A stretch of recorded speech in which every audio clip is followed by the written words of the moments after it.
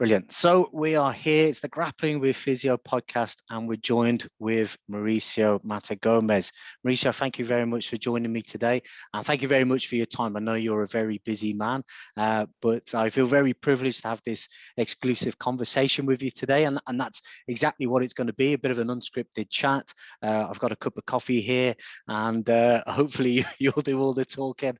You've got a breadth of knowledge, lots of history. If I just do a brief introduction, in regards to the jiu-jitsu scene, you are known as the godfather of the UK grappling scene. I know I brought this up when I met you in Warwick Uni a few weeks ago, and you played it down instantly saying, no, but that is one of the titles that has been attributed to you. You're also the highest ranking jiu-jitsu person in the UK as well, aren't you?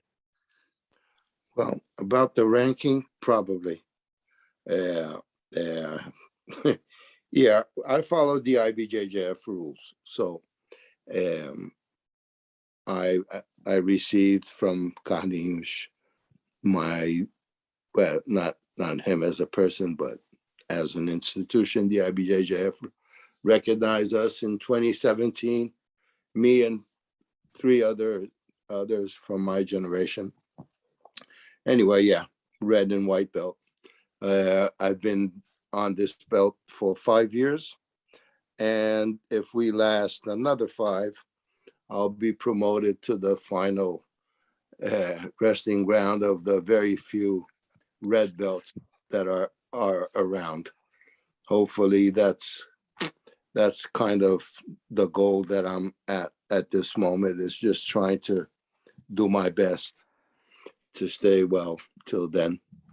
I really want to get I really want that belt. Does it come with quite a few privileges? No, you get a certificate and a handshake, and that's about it. But I didn't care much about the red and black belt when they gave it to me, because I liked my black belt so much. I still do.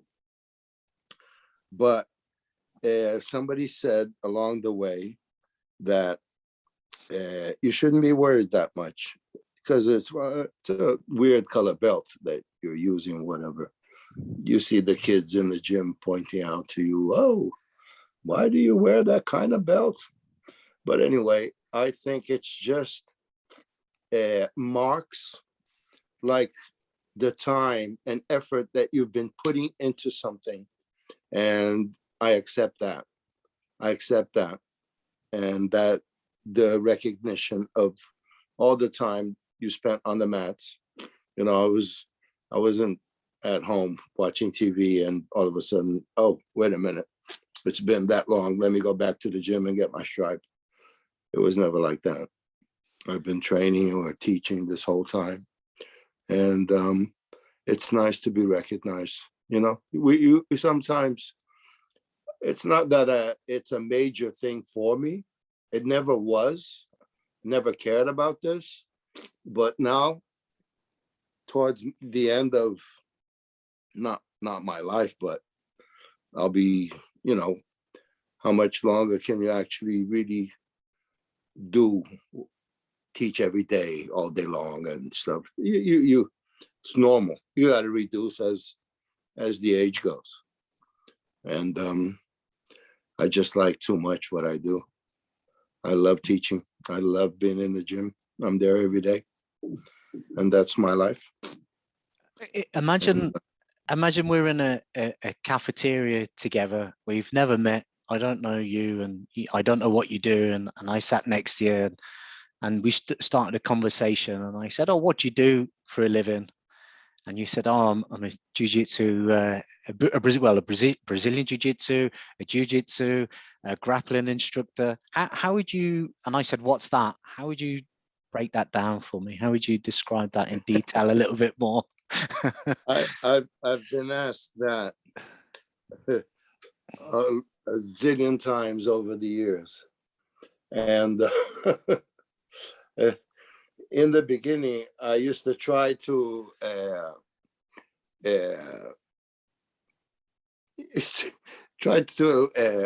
describe whatever I did And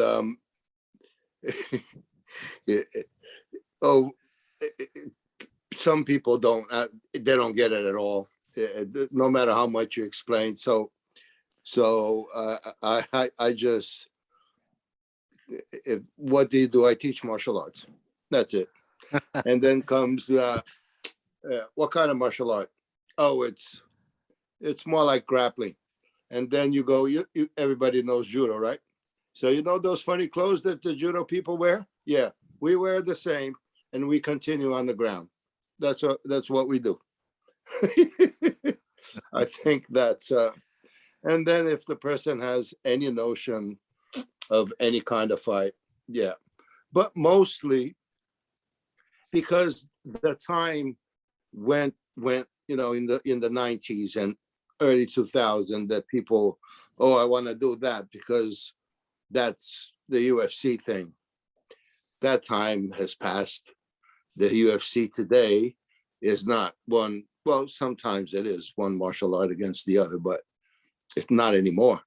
Not for a long time. It's it's a martial artist against another martial artist, nah? With loads of trainings in other martial arts or what have you. They add that all together, plus the extreme physical training that they have to do to, you know, survive all that training and then do their best on the inside the cage.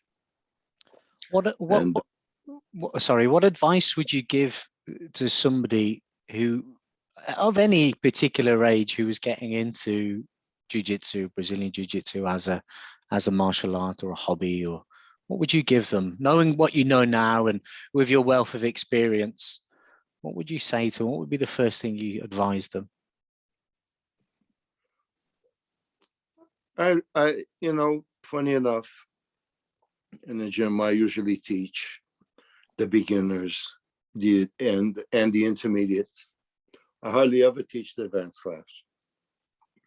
And because I like to get them when they're fresh, try to give some kind of advice.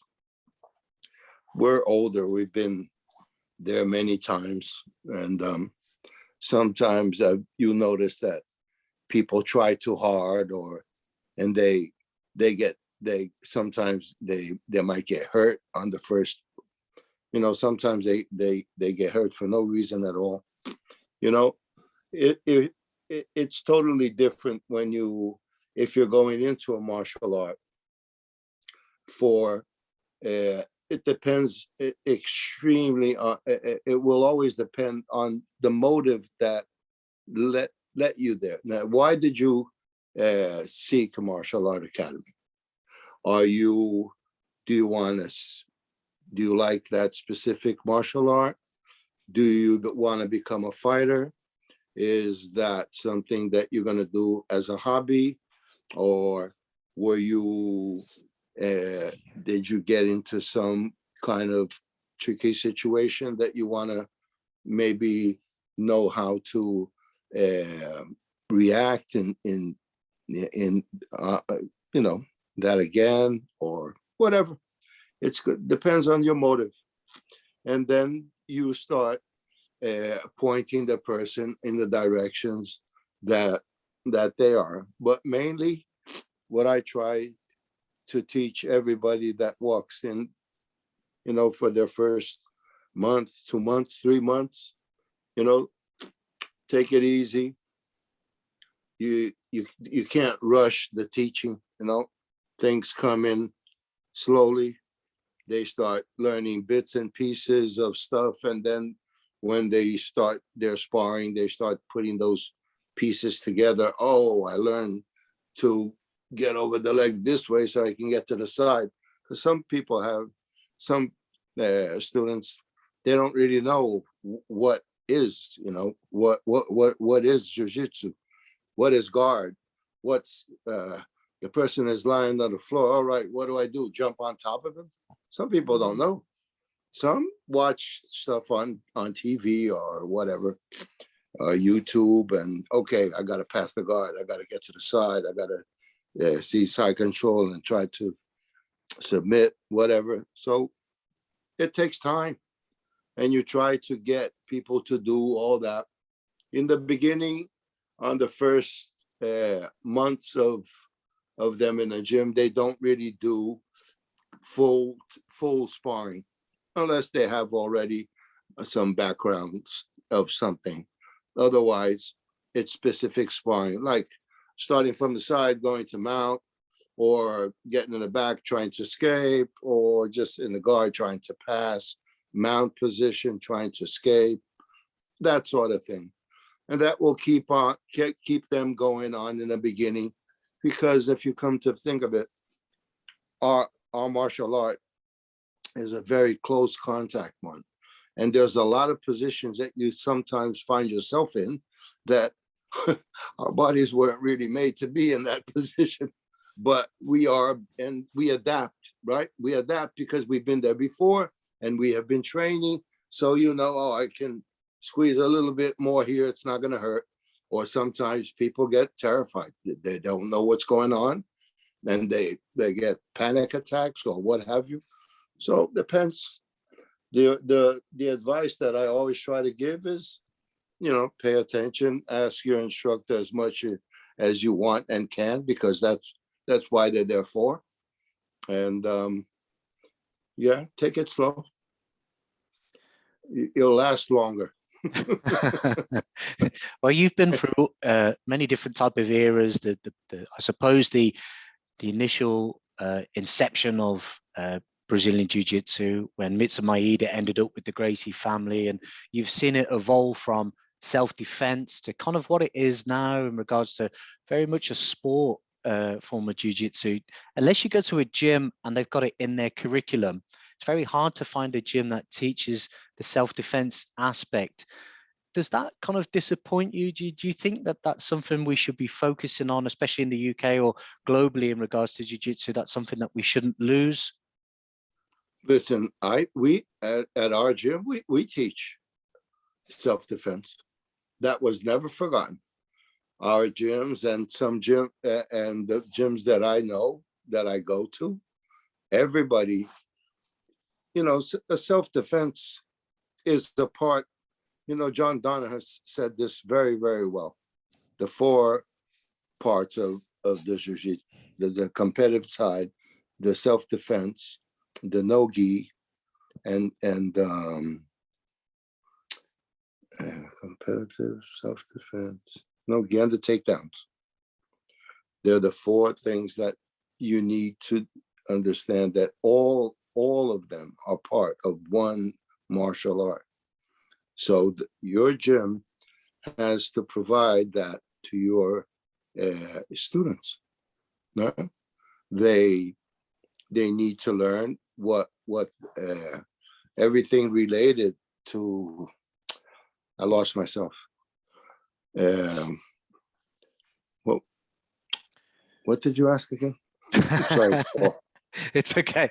So I don't think you did lose yourself. You were making a very good point for it. So I was basically saying the self-defense aspect is not been taught so much, unless I suppose it's in a curriculum. I think the self-defense part is a lot of people that go to our gym. I see that every day. They want to learn that self-defense part. The thing is that people have the wrong perception that sometimes, the beginner has to learn all of these self-defense situations, but in most cases, the beginner has to learn how to stand up, how to position itself. But what is balance? How does he know how he's gonna be all over the place, and how can he stand up properly? Technical stand up, whatever, how to behave on top. All of these things are kind of a foundation. And then he starts to learn the takedown, the self-defense. He learns how to fall. He learns how to do a roll, a front roll, a back roll. And that's combined already with the groundwork, getting somebody on top and standing up and putting guard, pulling guard back. It's all part of a greater knowledge. You know, it's not only, oh, we have to have, you won't have a class for self-defense. You know, you don't have you have a self-defense class and you have a beginner's class. No, you have, we're fortunate enough to have in our gym fundamentals, intermediate, and advanced. So we can actually split. For the instructors, that's a blessing because we know exactly what to do with the exact group that we're going there to teach. And that's really makes our job a lot easier.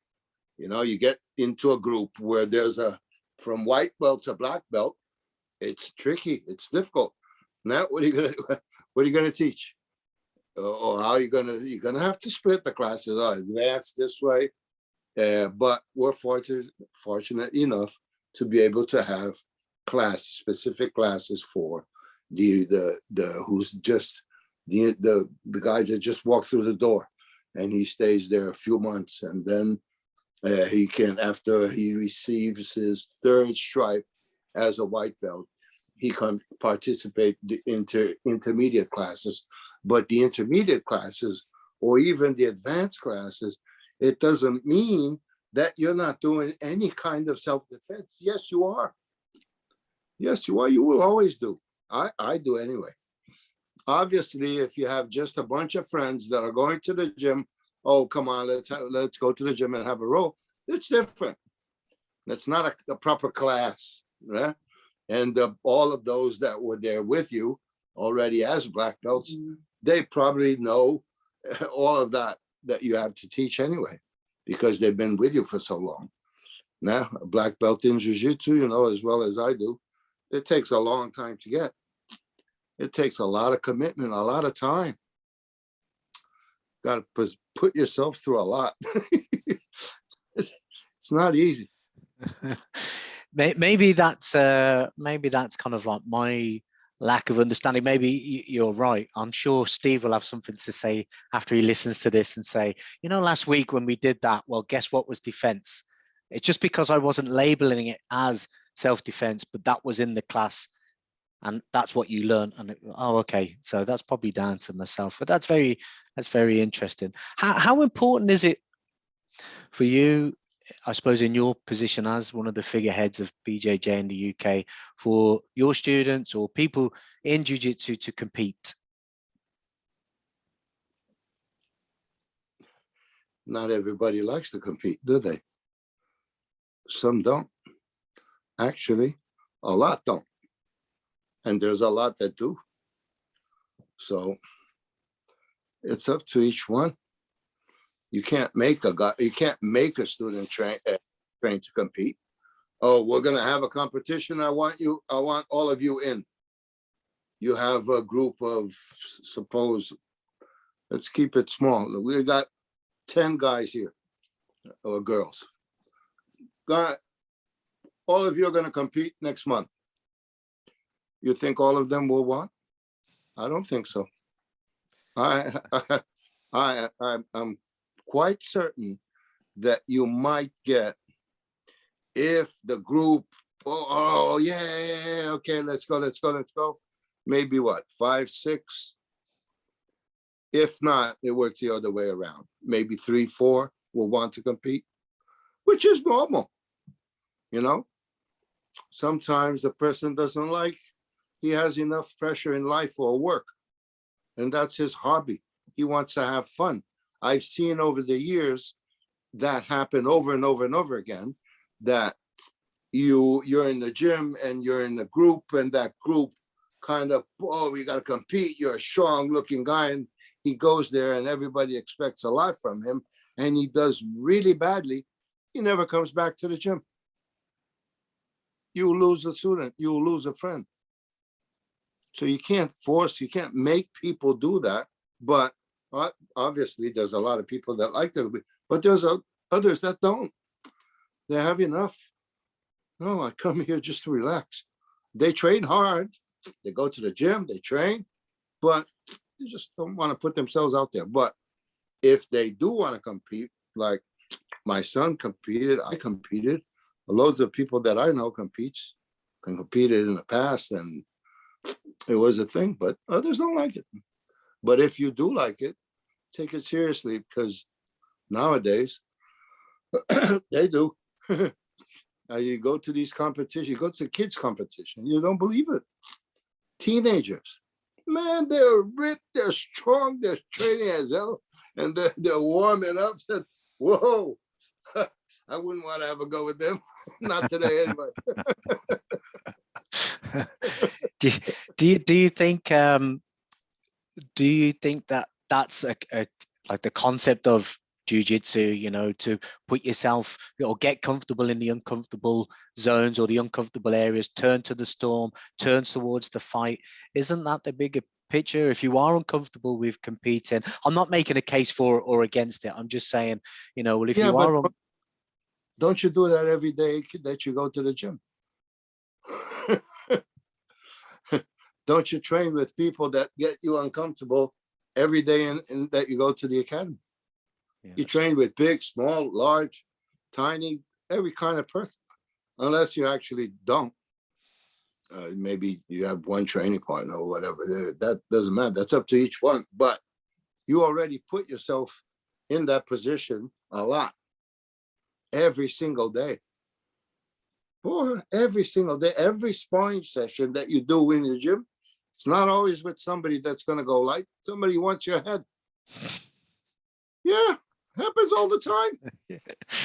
Well, you want your head on the plate, and you're in survival mode.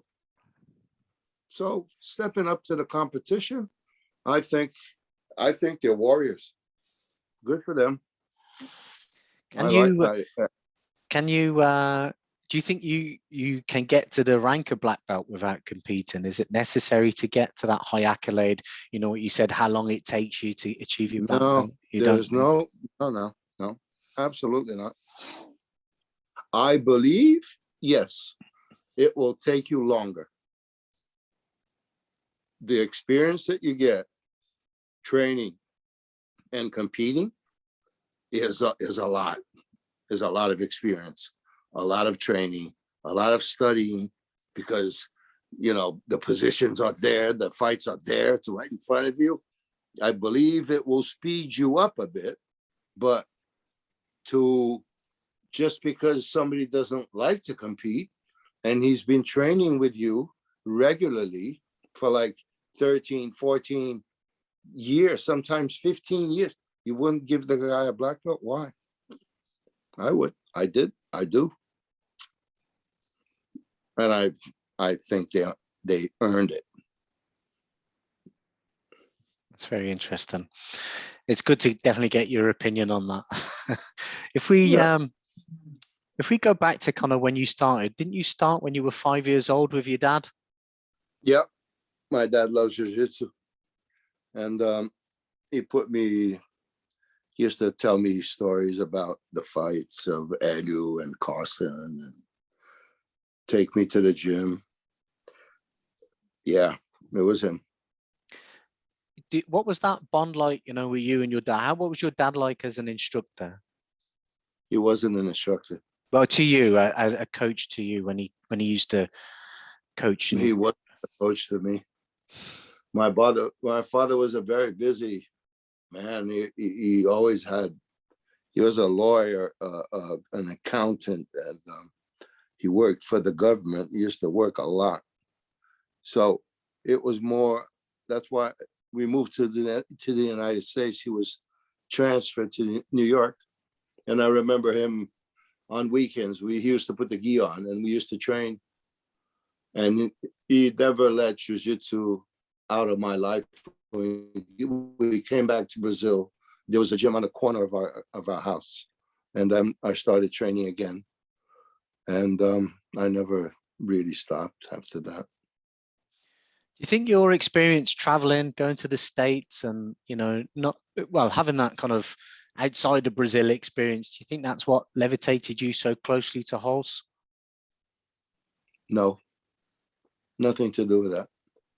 Was that No. just a Me, natural kind of meeting of him? Because obviously, because of his background, he essentially spent a long time in America himself, didn't he, growing up? And then he was kind of introduced to the family a lot later. well, no, I think he used to travel a lot because his mother used to work for an air company. That's why. So he used to get tickets for free, so he could go spend the weekend somewhere and come back on the Sunday or Monday. And yeah. And the reason why I wanted to learn jiu-jitsu, I wanted really badly. And I trained hard.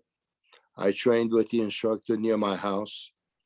And then after I could get the bus, I started training with Jean-Bert Barret, which is one of my father's, what was my father's instructor. And he was one of the #1 instructors of the original Gracie Academy in Rio.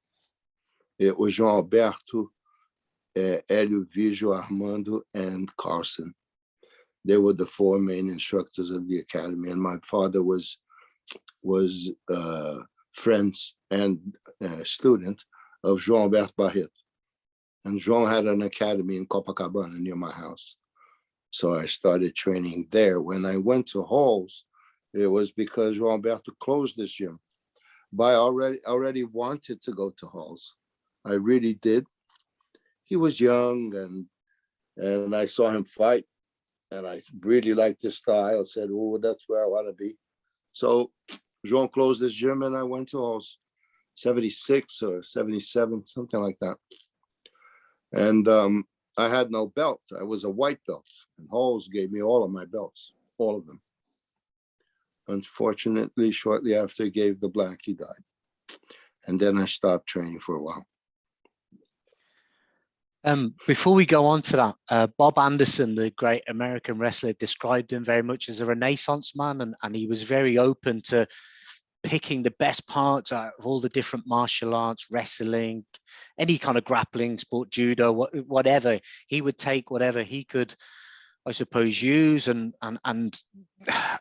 integrate into jiu-jitsu. Do you find that he was like that, not just in jiu-jitsu, but in his approach to life and with everything?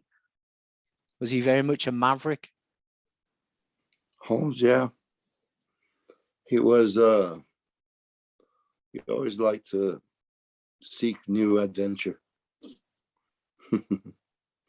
Yeah. Interesting human. Was it very hard? Was it very hard for you to get the gi back on after his passing and the tragic loss of his life in that paragliding accident? It was hard in the sense that I couldn't find myself. I couldn't find a gym that I could fit. So it took me a while. I only actually really started training. I think Henzo opened his first gym in Rio. He was a kid in Ipanema. Then I started training. I used to train with here and there with some odd friends, but nothing, no commitment. Then Henzo started teaching, but he moved to New York right after that. And then I trained with Alexandre Paiva for a while. And then Carlinhos asked me to, he needed a guy with good English that was a black belt to teach on the first Gracie Barra gym in Tokyo. That's how I ended up in Birmingham. You were going to ask me that. From Tokyo, I met a guy that had a gym in Birmingham. And Stevie, said, is that Stevie B's? No. Before that? Before that. Was this the Custard Factory? Yeah. It was a really old gym. And I stayed there for a bit. Wow. That was a long time ago. was there, when you were in Japan, obviously if you're speaking English, was there somebody interpreting what you were saying and then translating it into Japanese. Yeah, that's why I couldn't stand it anymore. To live in a country where you can't speak the language is the worst thing ever possible. It's really not cool. You rely on something or somebody to do anything, really. You know, and in those times there was no internet, so I couldn't read the newspaper or listen to TV or watch TV or listen to a radio, or it was very limited, and it was very lonely because I used to work 7 days a week. So I think the last 3 months were okay, but the initial part was really hard work. But I couldn't commit, or I couldn't live in a place where I don't speak the language, and I didn't have time to try to learn it. So stick with the English that I know. I can get around. I can get around with my English. It's not that bad. Yeah, it's pretty good. So in Japan, you met a guy, or a chance meeting with a guy that owned a gym in the custard factory. Yeah. Wow. So that is essentially how you ended up in the second city, opening up Brazilian Jiu-Jitsu Birmingham in England, just from a complete chance meeting of somebody who was a Brummie in Japan. Yep. Exactly it. Exactly it. Do you believe in fate? I do, because after that, a friend of mine hired me to work in London, and that's how I met a guy that helped Roger build his first and second gym, and the guy's one of my black belts, and we're friends to this day. Luckily enough, his best friend married to my next door neighbor in Brazil. So it's, you know, these set of events that happens in your life that there's no explanation, but there's some kind of, all right, maybe this had to be. You know, because it didn't work out initially very well for you, did it, Birmingham? Like it No, didn't. the thing is that if you want to move to a country, especially in those days, move to a country with a wife and kid and try to make a living, it's really, really hard. To introduce a martial art that was starting in those days, it was a lot of hard work. People had no idea what you were trying to teach them, except the ones that watched UFC. So they thought that you wanted to fight everybody, and that wasn't the case. Yeah. So it's very tricky. It was very tricky to separate. All right, listen, this is not UFC. This is Jiu-Jitsu, Brazilian Jiu-Jitsu. UFC is another thing, you know. But the link was there. That's how it exploded so much. That's why everybody wanted to learn, because that's where they saw it. And so you hardly had any students. So to make a living and pay rent, and the UK is a very expensive place to live. It's not easy. So when Roger came over, it was him and two other guys that a friend of ours had a semi-abandoned flat, not abandoned flat. He was going to put the building down, but he had a flat inside the building while he was getting permission. Said, listen, you can stay in that flat for free. And I'm not going to charge you anything. But as soon as I get permission, you guys have to leave because I'm putting the building down. So for them, you know, to almost camp in a room, teach all day and train is easy. But I can't do that with a wife and kid. That, you know, how am I going to do that? So I tried, traveled all over the UK doing seminars and introducing the martial art or what have you. And then Roger came about, and he started winning world championships and became who he is. The sequence of things that happened in my life. Why did I come to the UK? I don't know. I landed here somewhere, and then I couldn't make it So my son came. Was he going to stay? We don't know, but then became a 10-time world champion. So he did, yeah. And he likes it here. He liked it here. He's here to this day. I have 2 grandkids that were born here. So, and from that time to now, it's like what? In 98? Wait, no, there's no those. That's 24 years coming and going in the UK. Roger's been here since 2000. Roger used to come with me as a blue belt to help me on his summer holidays. Interesting. Wow. Was it sorry, was it your decision to bring Braulio over, or was that made No, at a higher level? No, it was by chance. Braulio came over to spend time with Roger, to train with Roger. And then Roger said, oh, I'm going to stay in London, but there's the guys that where my dad used to train. Why don't you go over there? And he went, and he never left. He's still there. Then he brought his brother over. Now Vitor has gone to Portugal.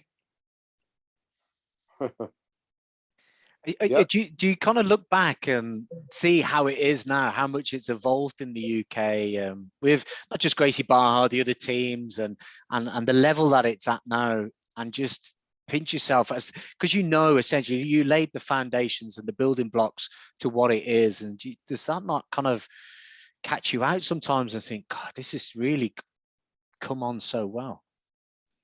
Oh, of course, but it's not my doing, it's everybody's doing, and everybody that was here in the beginning that's stayed and never left and are still here to this day. Yeah, we all chipped in a little bit, and now I don't think it's very rare a city in the UK that doesn't have a jiu-jitsu academy or at least a group of guys that get together in somebody's garage to train. Oh, I have mats in my garage. Let's go. You're quite. I've seen that you're quite heavily involved as an ex-forces personnel. You're quite heavily involved with the army team. You and Roger, Colonel Seamus Kelly's had you up quite a few times. Oh, yeah. To do a few of the dinners and stuff. That's really interesting to see, and it's great to see like the army team developing as well. There is an expression in the military, Mauricio, and this is a term of endearment. So don't take offense, but it's very much, there's a saying, it's called play the gray man. And that is when you say to somebody, don't be too flamboyant, etc., which is quite the opposite of what you expect from people from Brazil, who are all about flamboyancy. But you're very good at dumbing down what you've essentially contributed to the UK when it comes to grappling. And I picked this up when you were talking on Dan Strauss's podcast as well. That you don't like, essentially, congratulate yourself and saying, yeah, you said it a minute ago, it wasn't me, but you are instrumental in laying the blocks to what we've got to this day. Nobody does anything alone. That's true. So without others doing what I did, and without the students that we had that became friends, and even Daniel, when I met Daniel the first time, I think he was 15 or 16 years old. Been around for a while. And you can't consider yourself anything, really. You're just a part of something. A part of something, yeah. Every time I managed to raise nearly 7,000 pounds for the Help for Heroes program, doing seminars and stuff for Seamus. And I think, in a way, I did a seminar the other day for the BJJ UK Metropolitan Police team. And I see all these things as me giving something back to a country that, I'm, in the end of the day, I'm a foreigner here. Not English. I'm trying to give something back to a place that I've been living, that I live, I'm just trying to contribute. And if the only thing I can is with the martial art that I know, and I think it in every which way, jiu-jitsu helps. The saying, the insane, that puts people together, and I can't think of anything better. I really can't. So, yeah. Well, I mean, I wasn't born here either, but I still class it as my home. Do you still would you class the UK as your home now? Yeah. Easy. Yeah.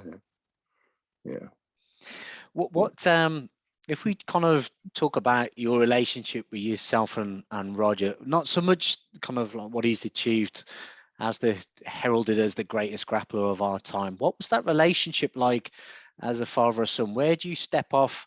I know primarily he would go out and train with other members of the Gracie family, etc., like going to Henzo's gym and stuff like that. But there must have been some sort of periods where you were coaching him, and if not coaching him the jiu-jitsu, but like passing on your kind of your knowledge or your experience in certain situations. How do you draw that line between stepping off as a father and then stepping in as a coach? No.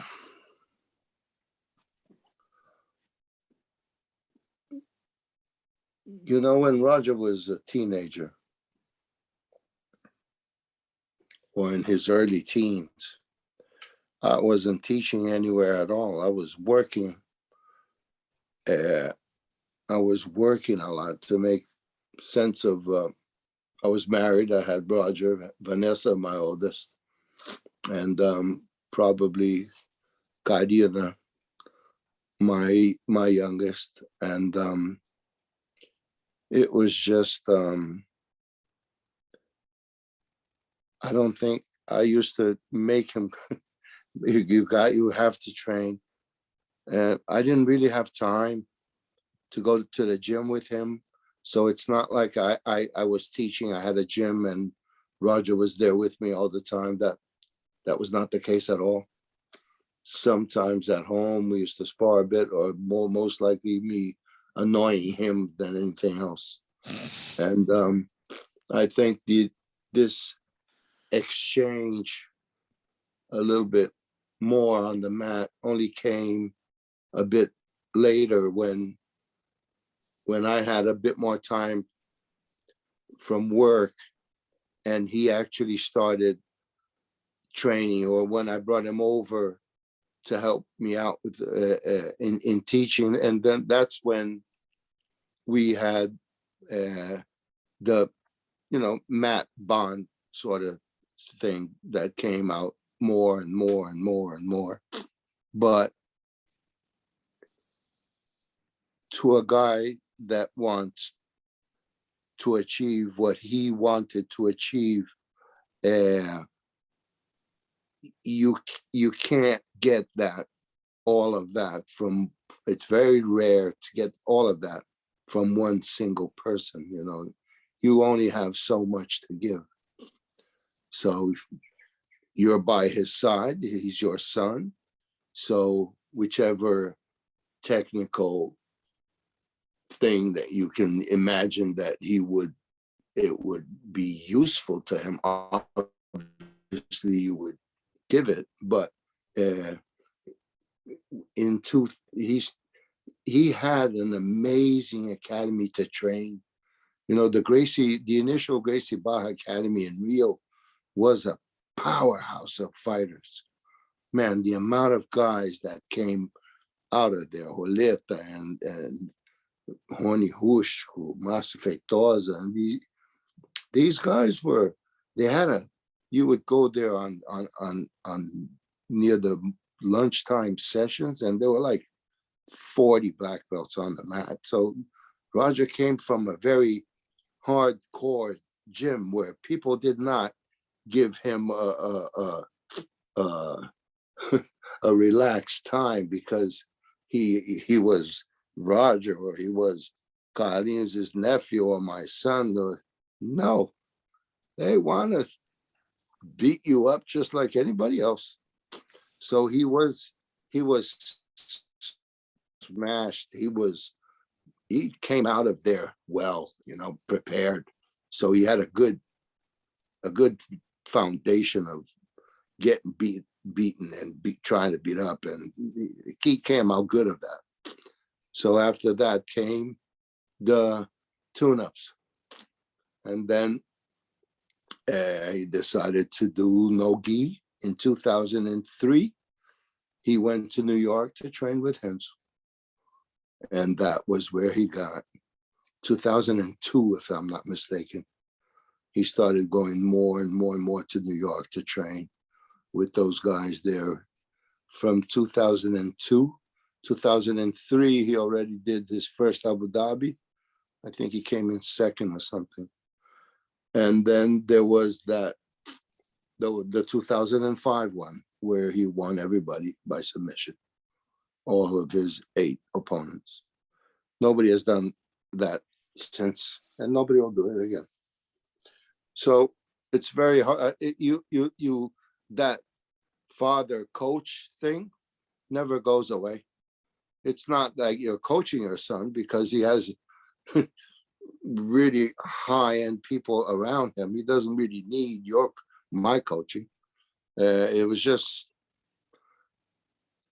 I think, moral support, or just physical support sometimes, or just somebody for him to be angry at because he was upset with something. He'll always aim at the father. But yeah, it was a good relationship. We always worked well together. We still do.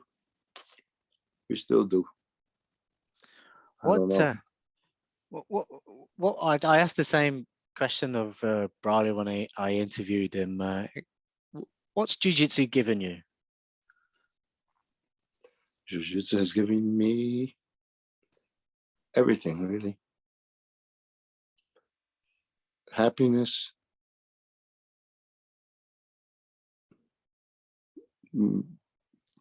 taught me how to deal with life. Friends. Jiu-jitsu gave me my life. My life is jiu-jitsu. That's all I do. That's all I think about. My wife does jiu-jitsu. My family, when I go to Brazil, is different because there's my older friends that are from they used to go watch me fight. Friends from university and stuff like that, which are not that many. But everything else comes from jiu-jitsu. Everything else. Funny enough. Everything that I can think of has to do with me and a gi.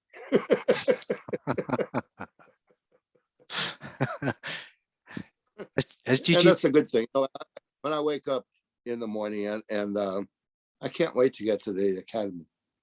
And it's not like I've been away a long, long time. I was there Friday. And start teaching and start interacting with people and that's me, man. I'm gonna die there. Has jiu-jitsu cost you anything? Your kind of devotion to the martial art, has it?